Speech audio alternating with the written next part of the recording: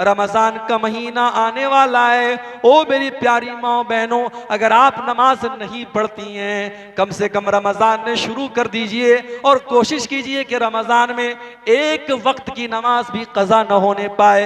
इंशाअल्लाह अगर आपने एक महीना नमाज की पाबंदी कर ली तो मुझे पूरी उम्मीद है कि आप अगर रमजान भर नमाज पढ़ सकती हैं, एक महीना 5 टाइम की नमाज पाबंदी से पढ़ सकती हैं, तो साल के बाकी 11 महीने भी आप नमाज की पाबंदी कर सकती हैं। रमजान का महीना 4-5 दिन में शुरू हो रहा है मेरे भाइयों।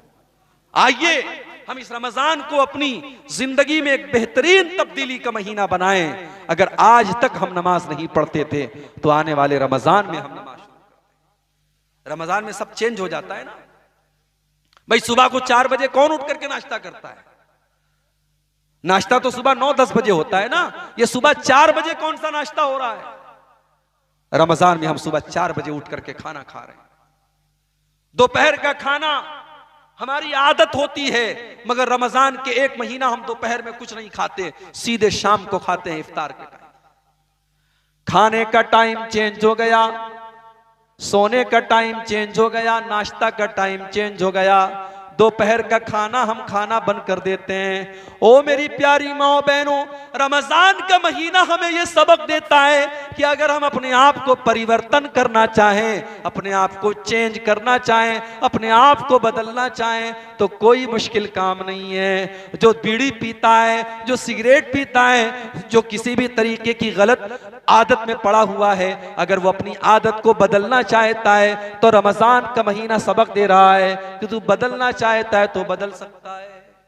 बदलो अपने आप को, अपनी बुरी आदतों पर कंट्रोल पाओ और अपनी अच्छी आदतों को बढ़ाओ मेरे प्यारे साथियों। अल्लाह कह रहा है वो अकीमनस्सलाह, और तो नमाज कायम करो, वह आती न ज़का, और ज़कात अदा करो, ज़कात अदा करो। बीवी के पास जेवरात हैं, मसला आता है हमारे पास, मौलवी साहब मेरी बीवी जेवर लेके आई है मायके से, उस जेवर की ज़कात मुझे निकालनी है या बीवी को निकालनी? मसला आता है ना, सवाल आता है हमारे पास। तो मसला सुन लो, जेवर की मालिक अगर औरत है, जेवर औरत का है, तो कायदे से ज़कात तो औरत को देनी चाहिए, मगर चूंकि औरत की अलग से कोई आमदनी नहीं है, शौहर ही उसको कमा के लाके देता है, इसलिए अगर शौहर निकाल दे ज़कात तो ज़कात अदा हो जाएगी। लेकिन अगर शौहर के पास इतना पैसा न हो कि वो उस जेवरात की ज़कात निकाले, तो औरत के लिए लाजिम है कि वो जेवर की ज़कात निकाले। और अगर उसके पास कैश रकम नहीं है तो उसी जेवर में से कुछ जेवर बेच करके निकाले। लेकिन अगर 7.5 तोला सोना या 52.5 तोला चांदी या उससे ज्यादा की अगर उसके पास जेवरात हैं, सोना चांदी है, तो उसको ज़कात देनी पड़ेगी। अल्लाह ने औरतों का नाम लेकर के कहा वह आतीन ज़का, तुम्हें ज़कात अदा करना है। वह अतीन अल्लाह व रसूलहू, और ऐ मुसलमान औरतों तुम अल्लाह की इताअत करती रहो, रसूल की इताअत करती रहो। इन्नमा युरीदुल्लाहु लियुज़िबा अन्कुमुर रिज्सा अहलल बैति व युतहिरकुम तत्हीरा। ऐ नबी के घर वालों, ऐ नबी के अहले बैत, अल्लाह ताला ये हुक्म इसलिए दे रहा है, इसलिए कि अल्लाह ताला हर तरीके की गंदगी से तुमको पाक और साफ करना चाहता है। हर तरीके की गंदगी से अल्लाह अपने नबी के घर को दूर करना चाहता है। आज हमारे और आपके घरों में बहुत गंदगी है मेरे भाई, बहुत गंदगी है, हालात कंट्रोल के बाहर है। आज किसकी लड़की रात में किससे बात कर रही है कोई गारंटी नहीं दे सकता। कौन सा ऐसा गांव है जहां ज़नाकारी के वाकयात ना हो रहे हो? बचा लो अपने बच्चों को मेरे भाइयों, बचा लो अपनी बच्चियों को। इस जहरीले माहौल में अपनी बच्चियों को बचपन से ही पर्दा सिखाओ, शर्म हया का सबक दो, अपनी बच्चियों को बताओ गलत क्या है और सही क्या है। और ये काम मां करेगी, और मां तब करेगी जब मां खुद सही होगी। जब मां खुद पर्दा करेगी तब बच्ची को पर्दा सिखाएगी। जब मां खुद हया वाली होगी तब बच्ची को हया सिखाएगी। जो औरत खुद बेपर्दा रहती हो, बेहया रहती हो, वो बच्ची को क्या सबक देगी? आज पूरे हिंदुस्तान में खबरें आ रही हमारे पास, मुसलमान लड़कियां मुर्तद हो रही हैं, इस्लाम को छोड़ करके गैर मजहब में दाखिल हो रही हैं, गैर मुस्लिमों के चंगुल में फंस रही हैं, अपनी इज्जत का सौदा कर रही हैं, इस्लाम का सौदा कर रही हैं। और कौम बेचारी सोई पड़ी है, कौम सोई पड़ी है। हमें तो बिरयानी खाने से फुर्सत नहीं है, हमें तो शादियों में बेहतरीन खाना खाने से फुर्सत नहीं है। मेरे प्यारे साथियों, कभी फुर्सत मिले तो इन मुद्दों पर भी गौर करने की जरूरत है। मैं अक्सर अपनी हर तकरीर में कहता हूं कि आज हमारी औरतों को दीन की बातें जितनी पहुंचनी चाहिए नहीं पहुंच पा रही, औरतों को जितनी दीन की बातें मिलनी चाहिए नहीं मिल पा रही है। आज आप देखिए, जुमा की नमाज आपके गांव में होती है, आज कितनी मस्जिदें हैं जहां औरतों का इंतजाम नहीं है जुमा के। आपके गांव में है? नहीं है। क्यों नहीं है भाई? क्या औरतों को दीन सीखने का हक नहीं है?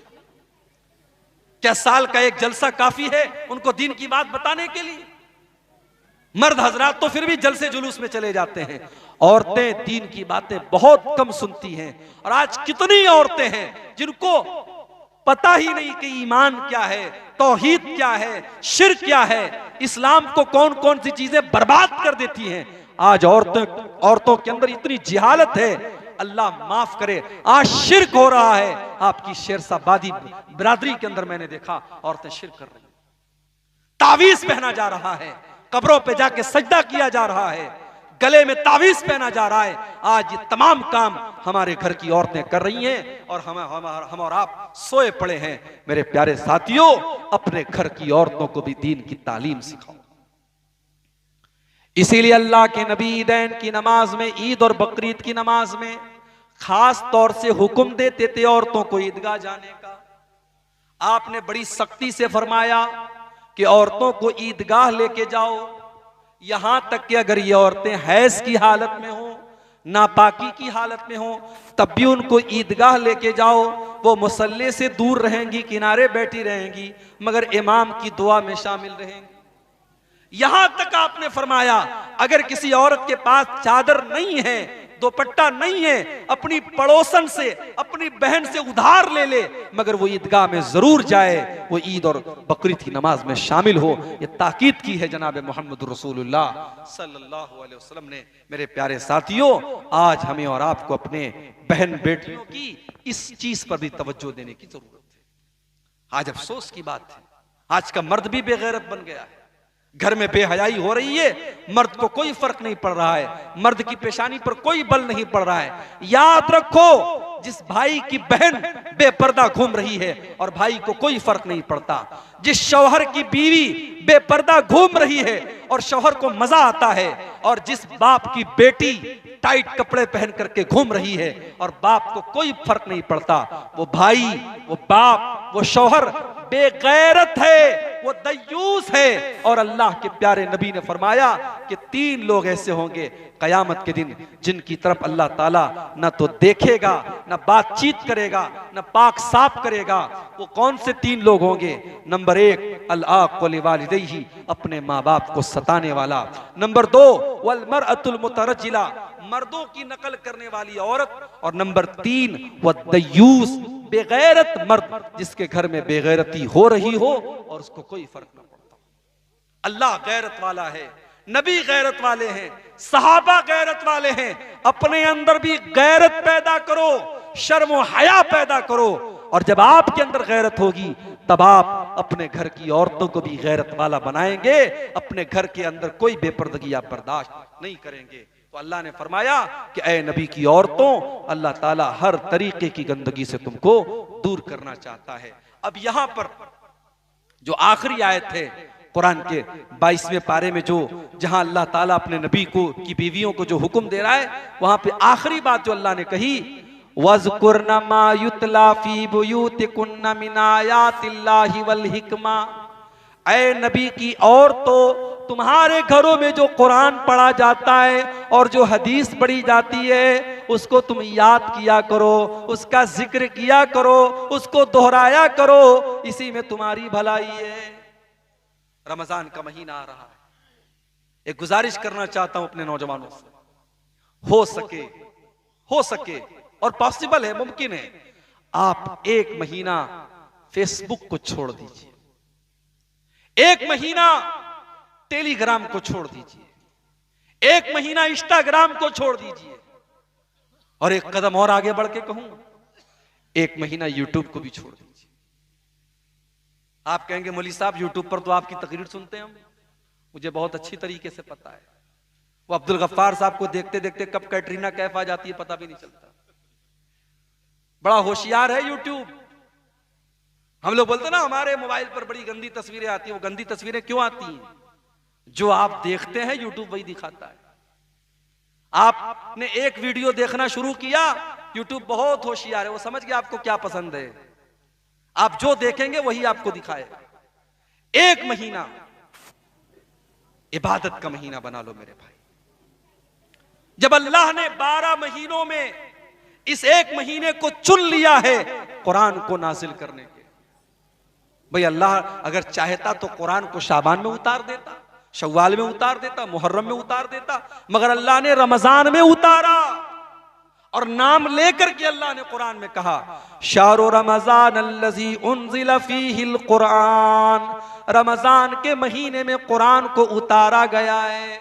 इस 1 महीने को जब अल्लाह ने कुरान का महीना बनाया है तो हम और आप इस 1 महीने में कुरान से जुड़ जाएं मेरे भाइयों। तिलावत करो कुरान की। मेरी माँ और बहनों, तिलावत भी करो, 2 तरह की तिलावत। फार्मूला दे रहा हूं, रमजान 3 दिन के बाद शुरू होने वाला है, फार्मूला दे रहा हूं, कोशिश करो इस रमजान में इस फार्मूले पर अमल करें। जब कुरान की तिलावत करो तो 2 तरह से तिलावत करो। एक तिलावत करो सिंपल तिलावत, तिलावत यानी पढ़ रहे हैं आप, अलिफ लाम मीम पढ़ लिया आपने, सयकुल पढ़ लिया, तिलकर रसूल पढ़ लिया, 1-1 पारा 2-2 पारा जितना पढ़ सकते हैं आप तिलावत करें। एक तिलावत सिंपल करें, एक तिलावत आप करें तर्जमा के साथ। आसनुल बयान एक तफसीर है, आमतौर से मिल जाती है, आप उसका मुताला कर सकते हैं। तफसीर इब्ने कसीर आमतौर से मिल जाती है, उसका मुताला कर सकते हैं। कोई भी अच्छी सी मुस्तनद तफसीर ले लें आप, और तर्जमा और तफसीर के साथ जितना हो सके 1 पेज 2 पेज 5 पेज कुरान को समझ करके पढ़ना शुरू करें। इस रमजान में आप ये 2 तरीके की कुरान की तिलावत करें, और मोबाइल से जहां तक हो सके दूर रहें। और रमजान का महीना सिर्फ भूख और प्यास का महीना नहीं है। 14-15 घंटे आपके भूखे और प्यासे रहने से रमजान का हक अदा होने वाला नहीं है। रमजान को गुनाहों से बचने का महीना बनाइए। हमने ये भी देखा है, साहब दिन में रोजा रख रहे हैं, रात में बैठ करके फिल्में देखी जा रही हैं। मैं कर्नाटक में गया पिछले साल रमजान में, वहां एक नौजवान मेरे पास आया, बोला मौलवी साहब एक फिल्म है, उसमें अल्लाह के नबी के दौर की कहानी को दिखाया गया है, फिल्म का नाम है द मैसेज। तो बोला कि मौलवी साहब इस फिल्म को देखना कैसा है। मैंने कहा कि ये बताइए कि जो फिल्म आप बता रहे द मैसेज, उसमें सहाबा की तस्वीर भी आई है?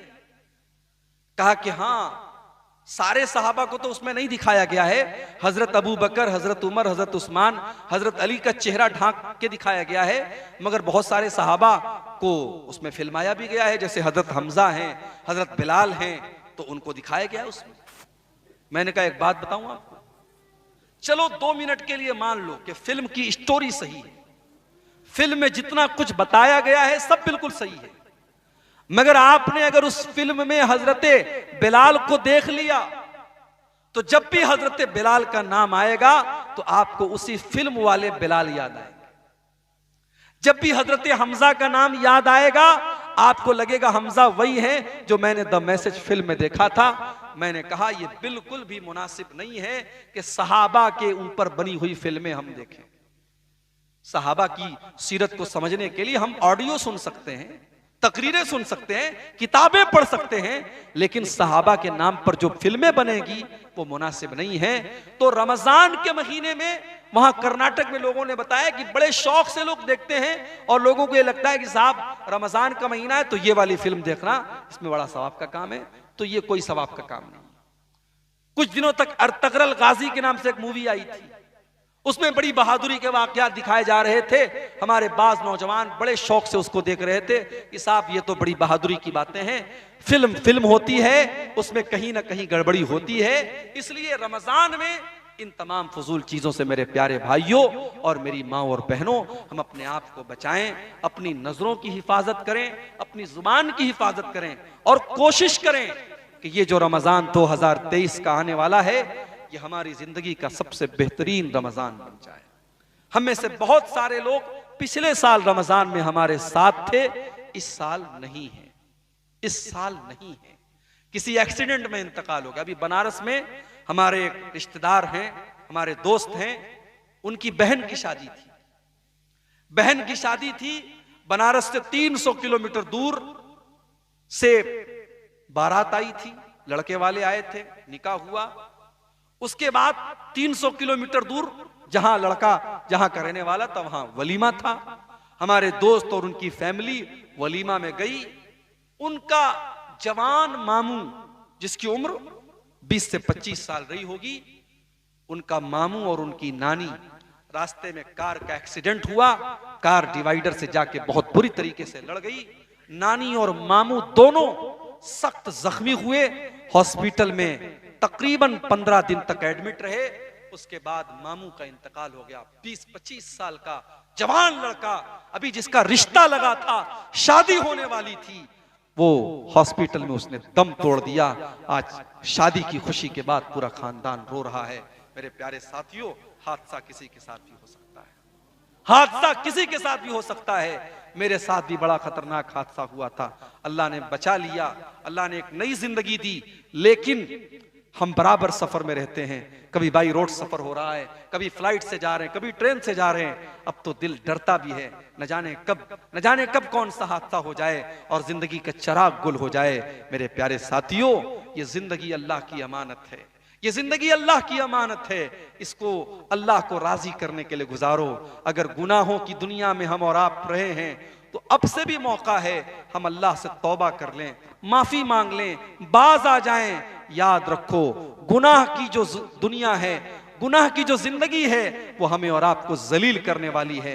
वो दुनिया में भी जलील करेगी, आखिरत में भी जलील करेगी। अपने आप को गुनाहों से बचाओ मेरे भाइयों। आने वाला रमजान का महीना हमें एक चांस दे रहा है, एक मौका दे रहा है कि हम अल्लाह से सच्ची तौबा कर लें। नबी ने बद्दुआ की है उस इंसान के लिए, जिब्रील अमीन ने बद्दुआ की है और नबी ने उस बद्दुआ पर आमीन कहा है, जो रमजान का महीना पाले और अपनी बख्शिश न करवा सके।